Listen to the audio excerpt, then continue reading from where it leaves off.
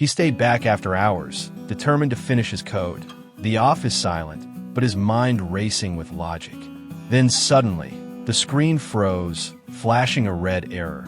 His heart skipped a beat as he realized something had gone wrong. He leaned in, frantically clicking, typing, anything to fix it, desperation taking over logic. Error after error piled up on the screen. Every fix failed, and anxiety gripped him tighter. Slumped in his chair, he stared blankly at the glowing screen, alone, with the weight of mistake no one else saw. Morning came, and tension filled the office. Hushed voices and darting eyes painted the air with fear. The screen on the wall blinked red, system failure. Client data lost. It was worse than anyone expected. He stared at it quietly, guilt pressing down like a storm cloud. Fingers still on the keyboard, a coworker leaned in with a whisper.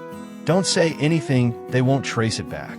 Around him, coworkers whispered nervously. Suspicion circled, but no fingers pointed. "Not yet." "Let it go," the coworker whispered again, his smirk confident, his tone dangerous. "You don't have to take the fall," he added. "Stay quiet, and you walk away clean." But silence weighed heavier than guilt.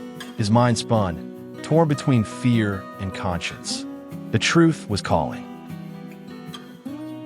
He walked toward the boss's office, every step echoing louder than the last. Standing at the door, he didn't knock twice. He entered with the honesty burning inside him. "It was me," he said softly, face calm but heart pounding. The words hung heavy in the air. The boss said nothing, not a sigh, not a word, just silence thick enough to choke. Without punishment, without praise, he left, unsure what truth had just cost him. He walked back through the office, but everything had changed.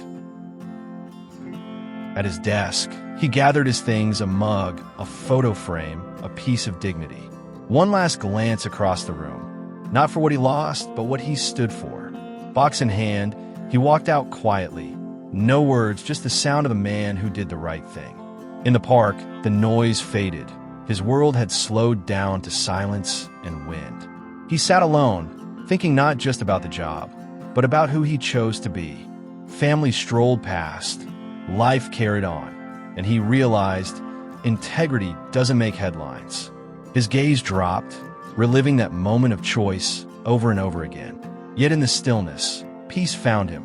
Not relief, but a quiet strength. Then a soft vibration. The phone buzzed in his pocket like a heartbeat returning. He looked down. Mr. Jacobs, a name that held his past and maybe his future.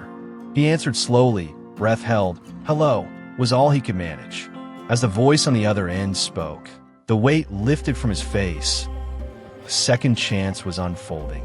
He stood up, not with pride, but with purpose, ready to walk forward, whatever came next. He stepped into the same building, but today, he carried something different, self-respect. Past the lobby, familiar faces greeted him with soft nods. No cheers, just quiet recognition.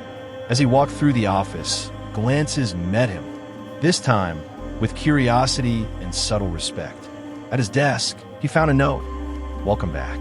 He sat down, not to hide or prove, but simply to work, knowing who he was. At sunset, he stood by the window, the world glowing gold, just like his calm heart. His reflection in the glass showed not a perfect man, but an honest one. Because in the end, no matter the cost, truth always wins.